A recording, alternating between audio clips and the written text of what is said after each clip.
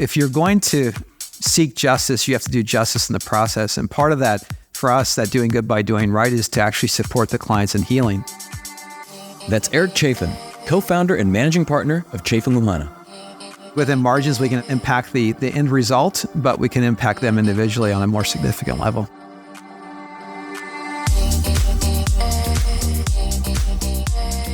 I'm Michael Mogill, founder and CEO of CRISP, the nation's #1 law firm growth company.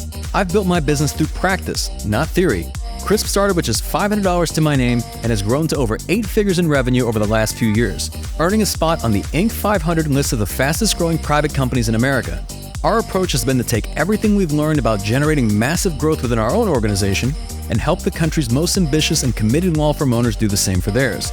In each episode of this podcast, I sit down with innovative market leaders from the legal industry and beyond to learn from those who thrive in the face of adversity, challenge the status quo, and define what it means to be a true game changer. Today, we're revisiting one of our most popular episodes from the podcast where I sat down with Eric Chaffin to discuss how to cultivate a partnership with aligned values, why empathy differentiates good trial lawyers from great ones, and how to lead a world-class team with a service-oriented culture. If you want to say doing good by doing right, you got to live by it. You got to actually follow that path and walk that walk. And so we do that as a firm. And so we make a conscious decision about what we're going to invest our time and money into. And then we go in and we do it. And that's something I think we're very proud of. That's coming up on the Game Changing Attorney podcast.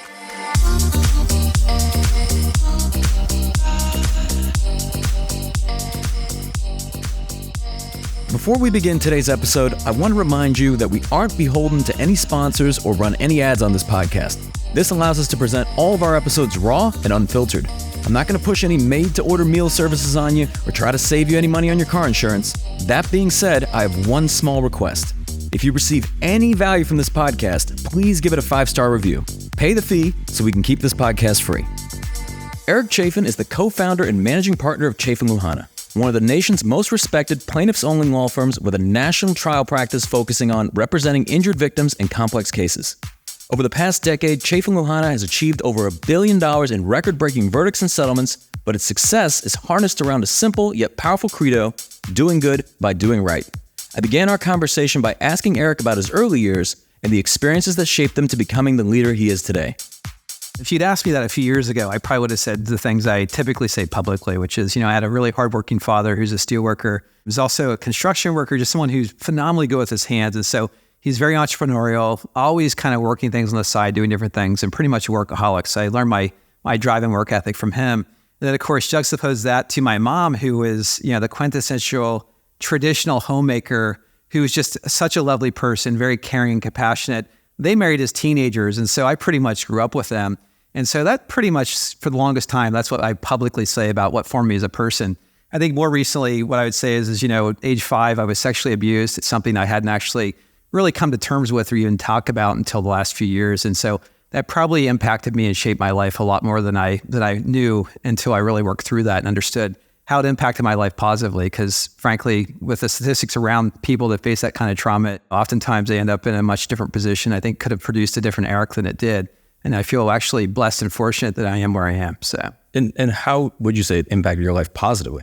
When I first started working through my trauma, I started January 2015. I started meditating January 8th, 2015. And I think within the first year of that, I really started coming to terms with things that were coming up for me, whether it's anger or different issues, like even sitting down on a podcast with a guy, like I would actually have issues, on my team. Most of our team members for the longest time were female. There was very few men in my firm.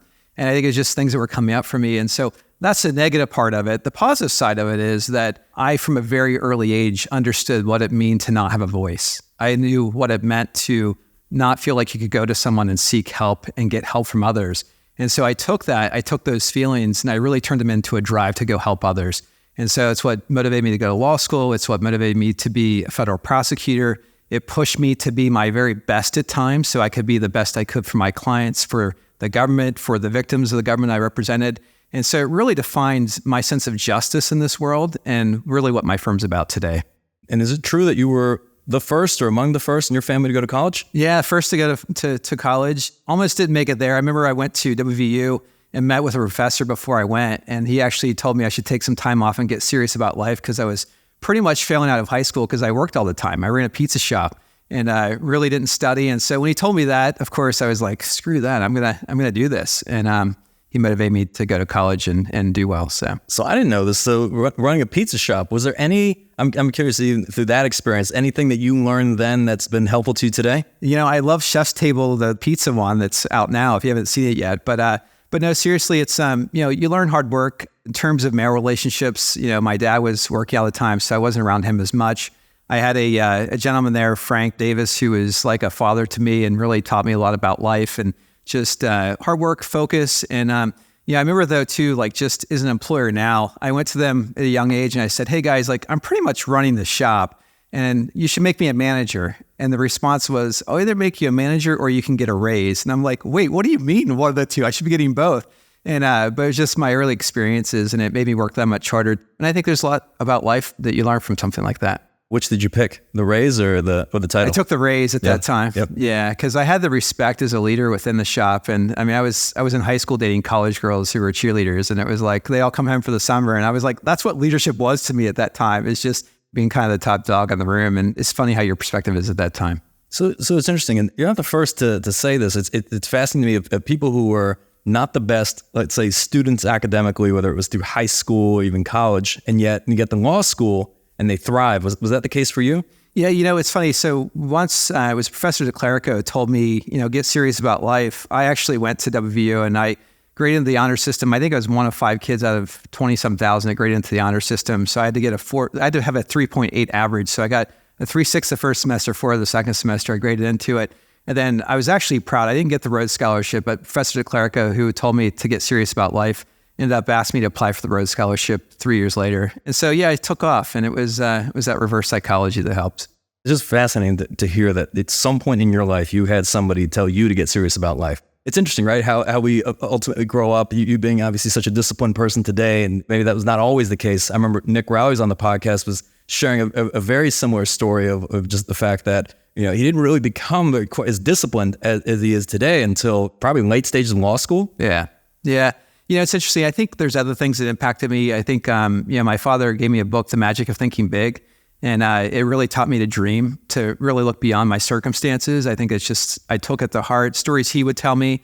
He was a very poor kid in Western Pennsylvania growing up. He used to have one pair of pants he'd wash each day before he went to school because he just couldn't afford anything more. He'd collect pop balls alongside the road and kids would throw stuff at him. I took those stories and internalized them to myself, and I use them to motivate myself at times. And so probably, Michael, I'm sure you could relate to is, that just sort of immigrant journey. I know with Rupal, who's my law partner, very similar. We internalize it, we start looking for financial security. And so it really drives you for success. Same time, I think it can drive you too far. And I certainly have had points in my life that happened, but yeah, it definitely gave me a drive. So I'm curious, so coming out of law school, you went to a large corporate defense firm and then later moved on to being a prosecutor. What was that journey like? Yeah. So first of all, I went to law school with the mindset that, okay, great on the law review, do that. And I passed it up because I wanted to try cases. And so I did really well in moot court, and I got invited to be a third-year practice certified intern at the U.S. Attorney's Office. So I tried 3 cases to verdict during my third year of law school. And so coming out, I'm like, okay, where do I go and what can I do? And the Career Services Office was like, well, you're in the top of your class. You got to go to Pittsburgh. That's where you're going to Pittsburgh. You got to go to the best firm. And so I went to Reed Smith, which is the best firm at that time. And I walked in, I'm like, this place is nothing like what I expected it to be or wanted to be. And I just had no frame of reference. But I found my way onto a couple of trial teams, tried some cases. But at some point in time, I found myself working in the labor and employment group. And it turns out one of the attorneys I was working with actually worked on a case that involved my dad. And I didn't know at the time, but my dad growing up, and part of this is on our website, but I'll tell you the full story. Growing up, my dad would take me into like lumber yards and different places with him. And he'd use examples with me of like, just people like shaking hands and treating everyone with respect and humility. Don't forget where you come from is what he would tell me. One of the stories, he was in a union arbitration where he, as a union worker, was actually in the arbitration and testified. And then afterwards, he went around the room and shook hands with people. And he went to shake hands with this attorney. The attorney refused to shake his hand. And so he used to use that as an example with me growing up. Never be like that. When you become a lawyer, treat people with respect, understand where you came from. And so I ended up at Reed Smith, and I went to do a clerkship when I came back. And I was working with this lawyer, and one day he came into my office and said, hey, listen, I'm working for the steel mill in West Virginia. We're in West Virginia, which is where you grew up. I haven't worked with him for years, but I'd like you to go, with me on this and work on it. I was like, okay. And it dawned on me that the attorney walked with a limp and had a cane. And my dad had told me about the story with the attorney who wouldn't shake his hand. And he told me some attributes physically of the guy, and it matched with this guy. And so I went back to my dad and I was like, hey, listen, was this person happen to be X person? And he's like, yeah, how did you know that? And it turned out it was the person that I was working with. And so, I get almost tearful thinking about that, because when I look back at it now, it's just my heart wasn't aligned with where I was, obviously. And I was trying cases, I was doing things on a level that most second, third year associates at Reed Smith weren't getting to do, but it just didn't sit well with me in terms of the person who I was. So I didn't want to do corporate work, didn't sit well with me. And it works for some people. I have great friends that still do that work and have a lot of respect for it, but it just wasn't who I was as a person.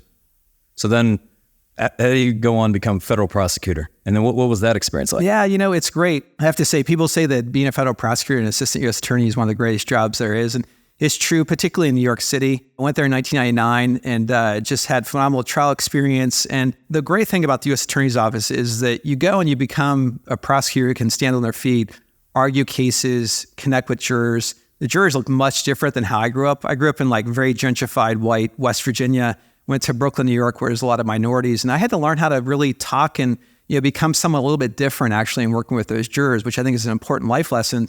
But then, of course, you have to know how to write. You actually have to be able to do wiretap applications and explain your proof. And all those early skill building things are really important to me. But probably the thing that impacted me the most was my wife at that time was pregnant with my son, and then 9/11 happened. And we always thought that we would end up back in Pittsburgh. And then after we lived through 9/11, we just decided at the time, Rudy Giuliani, when he was, I will say, in my opinion, sane, we really took to heart what he said and decided to stay in New York and really make a home of it. And so we stay in New York, but I did make my way back to Pittsburgh. So I don't know that I'd ever asked you this. I'm curious, what was the reasoning behind your decision to start your own firm?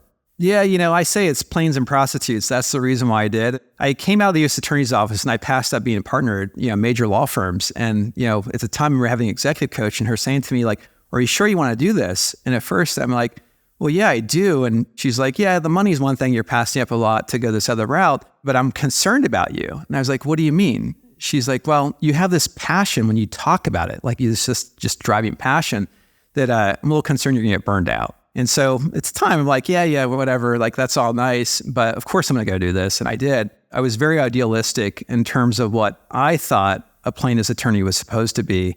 And I ended up with a couple of firms where the values weren't aligned with where I was, but I had the good fortune of actually finding someone within those firms, Luhana, who's my law partner now, who really our values were aligned, and we worked a lot together. And eventually, after just a couple of situations, we had a client where Rupal and I were getting on a plane to fly to Los Angeles to try a case. Literally, we landed in LA, and we got word from one of the partners that it was my client, and without telling the client, the case got settled.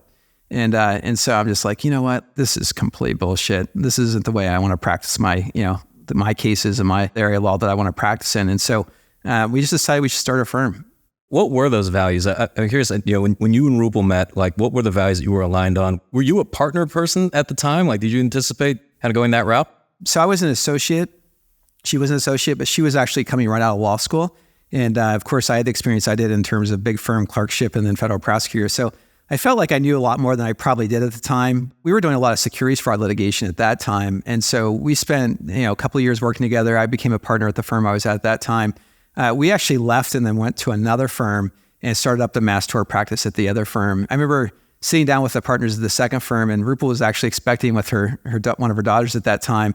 And them kind of going wait, you're bringing her with you? She's expecting. And I'm going are you kidding me? This day and age, we're actually having this conversation. So he's like, yeah, of course I'm vouching for Rupal of all people. She's the hardest, she's worked harder than most anybody, tremendously hard worker. But yeah, I think for us, it was the values, loyalty, family is really important. Certainly hard work is critically important. And, Rupal's just wickedly smart, really capable person, and a great lawyer. So how would you describe the dynamic between the two of you? It's interesting. I think we understand the dynamic better, having worked with Crisp and Jess, and certainly understanding our print and Colby, for example. But when we first started, I did a lot of, sort of bigger picture. I would do depositions. Rupal did all the prep for him, did a lot of things like that. And so she's very detail oriented, whereas I was more bigger picture. And of course, love doing cross examinations. And so that was probably our early on dynamic. And now flip the roles, and Rupal's in Florida today and this week and next week arguing Daubert motions and the Zantac litigation. My other partner, Pat Booth, trying a case in Pittsburgh right now. And it's been an adjustment for me in a really good way, a very positive way, just to step back and, be able to support them and what they're doing. And it comes full circle.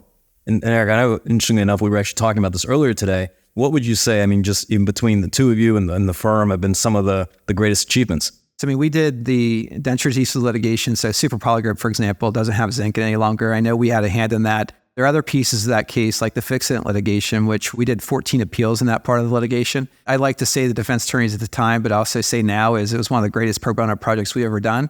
Because look, if you want to say doing good by doing right, you got to live by it. You got to actually follow that path and walk that walk. And so we do that as a firm. And so we make a conscious decision about what we're going to invest our time and money into. And then we go in and we do it. And that's something I think we're very proud of.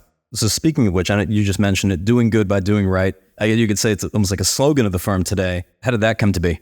Yeah, I think initially it was, part of what I said, the planes and prostitutes sort of reaction to that is, that's not who we are. That's not what we wanted to be. You take sort of that old guard sort of view of mass torts and what people were doing. There's just a reaction to that to some degree. With that said, I think the fuller knowledge from my perspective is just my own personal journey. Having been sexually abused at a young age, somewhat a lazy eye at 5-6 years old, feeling all alone and really wanting to do well by my clients, I wanted to make sure that we didn't get lost at some point in that. And so, just our relationships, among referral partners, among our clients and our communities. I had a situation this week where we had a wrongful death case come into the office. It was a woman who was in an accident. Her husband was killed. She was injured. We went to sign up the case, and it turns out a friend of mine from West Virginia signed the case up over us. He actually got the case and we didn't. I picked up my cell phone. I gave him a call. He's someone I've fished with a ton. We've just been good friends with. And it was actually because the way the client said it, I was like, oh, I hope we weren't getting bad mouth about it. And I knew him. I was like, I don't think that's the case. But what I was really calling for, and he was quite surprised about, is my mom, who is a social worker with our firm, said to me, Eric, when I spoke to this woman, Marge, I'm really concerned because she's obviously very upset at losing her husband. She's really upset right now. And I don't think she has the resources to get the counseling she needs for grieving. And I want to reach back out to her in a couple of weeks.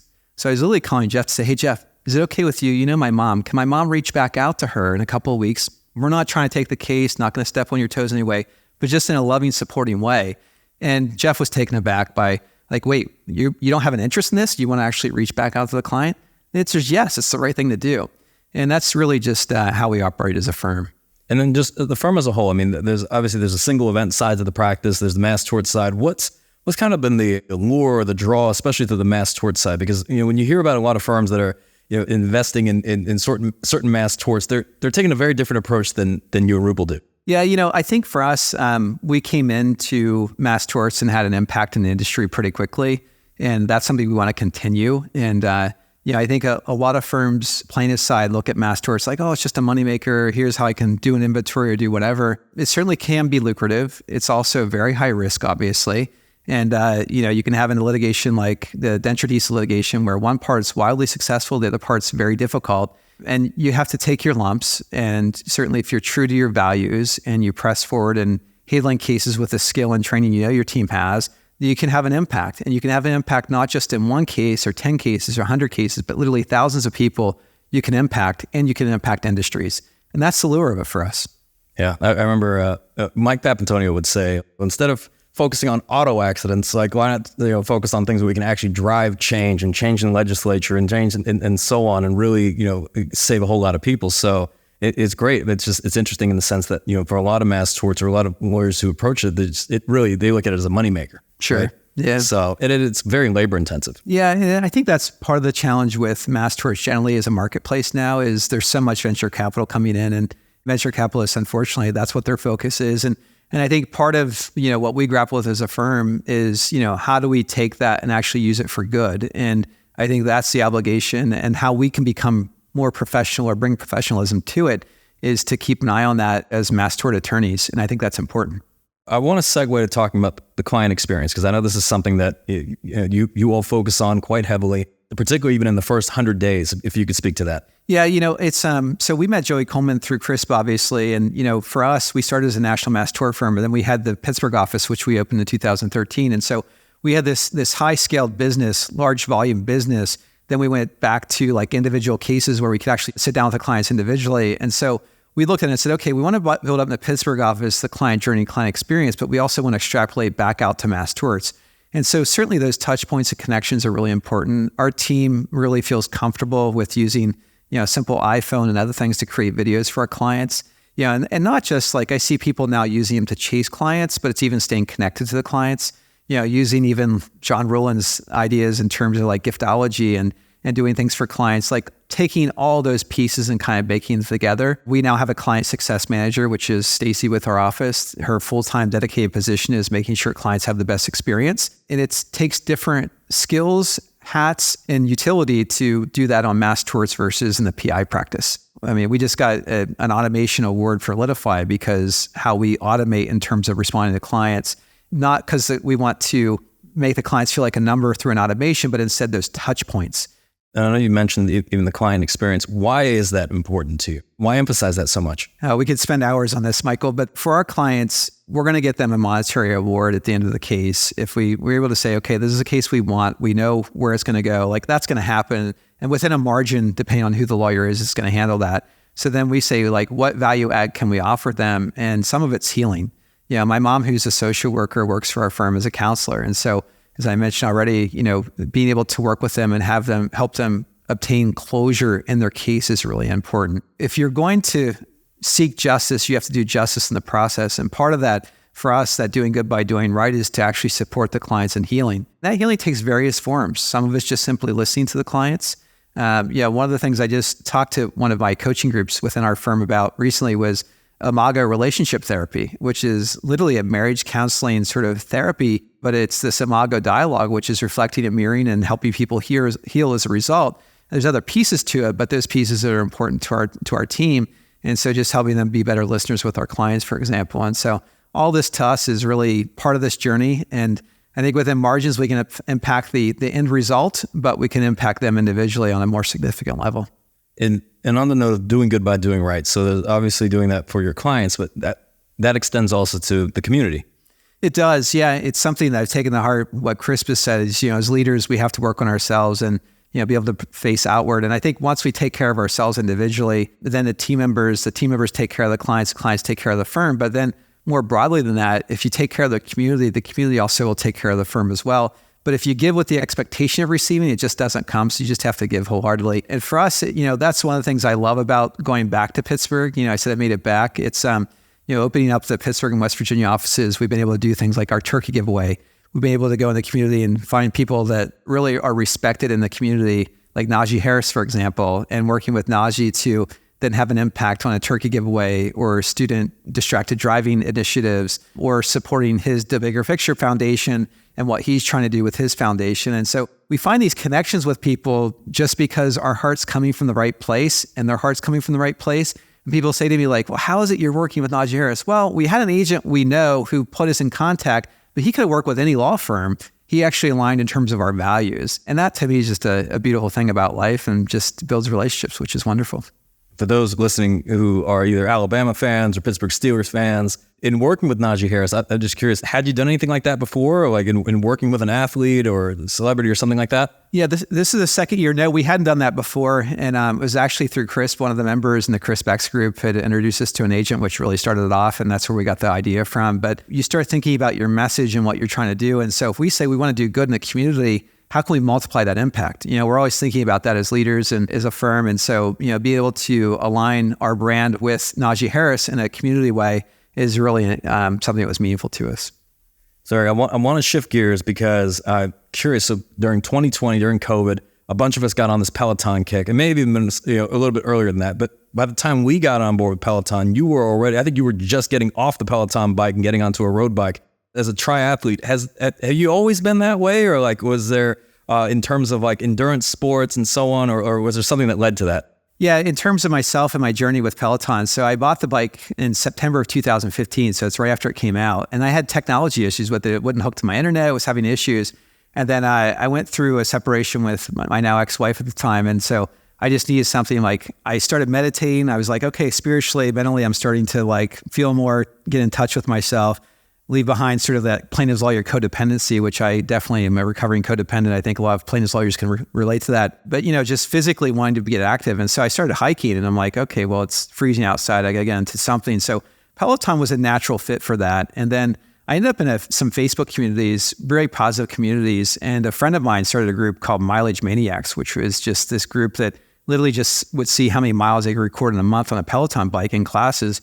And then ended up doing a day in the studio with a bunch of my friends. We call it the Dirty Dozen. We did 12 classes in a row. And so that group of friends became close friends. And there's a guy, Jeremy Lisnoff, who's a dear friend. And Jeremy had done an Ironman. He'd done an Ironman like Placid. And so he's like, hey, we should do this. And so, of course, I'm like, yeah, that sounds pretty cool. But of course, I'm not an athlete. That's what I would say. Because growing up, my dad would be like, oh, there's someone running. Like, what a waste of time. Like, you don't do that. So we started doing some stuff. And I'm like, okay, I'm going to try to do an Ironman. And we signed up for an Ironman. And then Jeremy was up in like Placid with his family. And he did a swim. And he messaged me. He was like, yeah, I'm feeling like crap. I'm feeling really sick. And I was like, oh, that sucks. I'm sure you'll be back on your feet soon. And within I think a 7 to 10 day period, he ended up in the hospital. He had a number of mini strokes, and it turns out that he had a defective heart valve. Even though he was like collegiate Boston University swimmer, he had a heart valve that he didn't know that was defective. And so he ended up having a heart valve replaced. And so then it became him trying to get me to do an Ironman, to me going, hey dude, we're going to do an Ironman next year. He's like, shit, no, we're not doing that. I was like, yeah, we are. So within 9 months of his open heart surgery, we did Ironman, half Ironman, Eagleman. And that's really what gave me the bug, is just, I have trouble doing stuff for myself at times. So doing it for him was much easier. And so, yeah, we got him across that finish line. And then since then, I've done a bunch of them. What's the draw of those ultra endurance events for you? Because there's obviously a lot of training involved. It's quite painful. Like what is it that attracts you to that? I think it gives you perspective in life. Part of it initially is like, how far can I go? What can I do? So my first I did the Dirty Dozen for Peloton, but then I did a 163-mile bike race across Indiana. That was my first long distance thing. And then I did the half. You'll do a flat race and you're like, okay, I can do that. Now I want to do an elevation race. And then I go from a half distance to a full. And so you just kind of keep pushing the envelope. And I'm kind of that person. Like I'm always trying to, see what the next level is. I got into fishing and my ex-wife would say like, oh, you started fishing locally. Now you're fishing 100 miles offshore from Montauk, catching sharks and white marlin. Like that's just who I am as a person.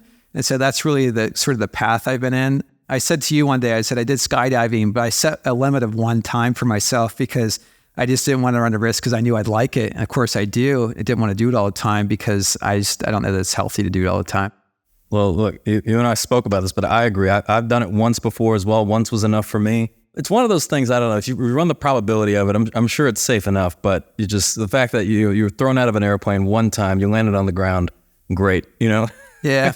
Well, it's interesting because I think with skydiving, I'm sure people would say that I'd have to learn about the sport, obviously, and what to do. But it seems like once you've experienced the free fall, it gets a little bit longer, but really what more can you do without getting too risky? And so, unlike an endurance sport where you're like, okay, like I did 70, miles, 70.3. And so, now I'm going to try to bump it up. And what's the training look like? And the training is so different. You can go from, 45 minutes to an hour a day to literally an hour and a half a day during the week. And then weekends might be 5 or 6 hours. And unlike a pro athlete, you don't get to the luxury of like sitting around on the couch, eating healthy food and just completely shutting your body down and trying to be stress-free. You still have kids, you still have, the demands of your law firm you're managing, you still got to try cases, you have all these things you're doing. And so it becomes a lot to juggle. And, and that's a challenge. So that can be kind of fun as well. I know I see an Ironman in your future, so. Yeah, well, I'll tell you, with your new partner, with that, I'm curious, the fact that you guys are doing endurance sports together. It's funny because she and I met, obviously, after my ex-wife and I had been separated and stuff for a good while. We ended up meeting on a dating app of all things. When we first exchanged messages, she was like, oh, if nothing else, I'll at least have a running buddy. And we joke about it.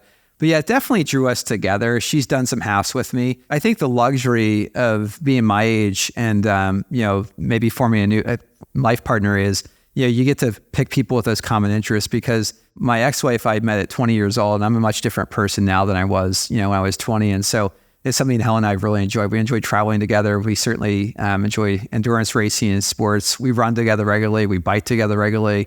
I got her into swimming more recently, although she swam some as a kid. So yeah, it's pretty cool. It's fun. So Eric, how do you define success? Success, I think, for me, at least personally, is finding happiness. And it's not just finding happiness like people would say generally, like, oh, I enjoy this sport or doing whatever. I think it's more so looking at yourself and saying, what is holding me back in life? And what is it that can rob me of my joy at any given time?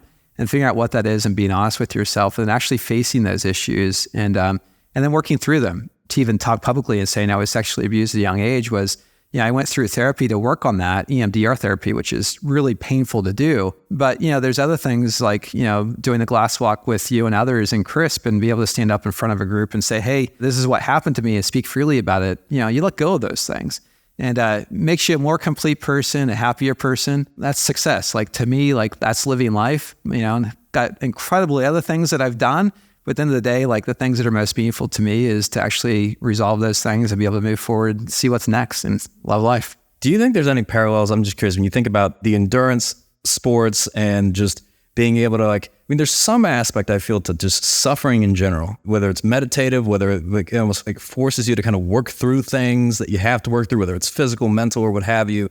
Do you ever see any parallels between all those? On a personal level, definitely. And certainly many others I've seen on different journeys. Absolutely. We've talked about it, and certainly in your podcast, you've talked about it, Michael. It's just people in the face of their greatest adversity comes change, right? That's when they have their greatest change. And so if you think about that, if you're out suffering, working through, you're on the last 3 miles or 5 miles of an Ironman, there's a lot of suffering there. And then, there's a lot of clarity that comes with it as well. Some of us, you look at it and you say, God, if I can get through that, I can get through a lot of other things. And you can also leave a lot behind out there on the course as well. So to take this further, it seems like for the communities that are established between those, whether it's between triathletes or even between people riding Peloton bikes and so on, it's interesting in a way that it seems like you've almost rejected the traditional law firm community, just like traditional lawyers. I mean, I know you were talking about earlier, planes and prostitutes and that whole thing is just kind of rejecting that. What do you see as the future of the legal profession? We're at a constellation where, between a Me Too movement and, what's going on with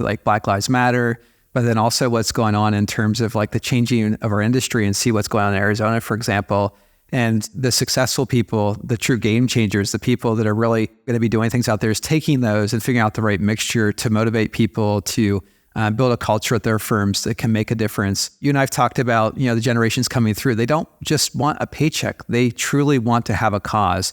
And I think there's an incredible opportunity. And it's, is it more sensitive? Yes. I mean, my father is someone that on his deathbed said to me, looked at me, I was tearful. I was like, don't give me that emotional bullshit, right?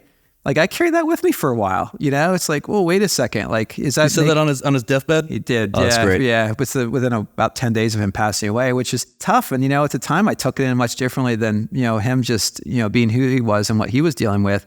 But, when I look at that and at that situation, I don't want to be that way with my son at the point that I'm passing away, if I have a good fortune of saying goodbye at that time. This is where I think we're more involved. And, and I think that, I'm a very big believer of Brene Brown saying, vulnerability is a superpower and obviously it has to be used judiciously and not just people. I tell my team all the time, we have to be empathetic and compassionate with our clients. We have to turn up and that's important, but being able to be vulnerable, I think is equally as important. It takes courage. And I think that, the two together can be really powerful. So Eric, as we come to a close, this being the Game Changing Attorney podcast, what does being a game changer mean to you? The courage to challenge the status quo. I think there's a lot of people who see, the changes in our industry, for example, but what are they actually doing about it? Do they have the courage to actually embrace what's happening and to make a difference in the movement? Or do they step back and just be on the sidelines? The courage to challenge and see where the market's going and actually affecting the status quo, I think is really what it means to be a game changer. I hope you enjoyed revisiting this episode of the Game Changing Attorney podcast with our guest, Eric Chaffin, and have gained new insights from our timeless conversation.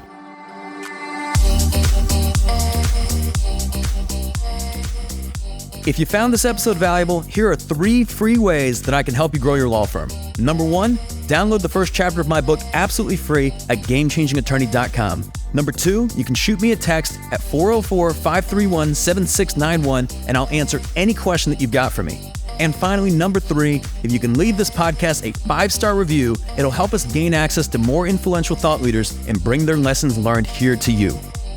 For more information on our interview with Eric Chaffin, see the show notes for this episode in your podcast app or visit legalpodcast.com.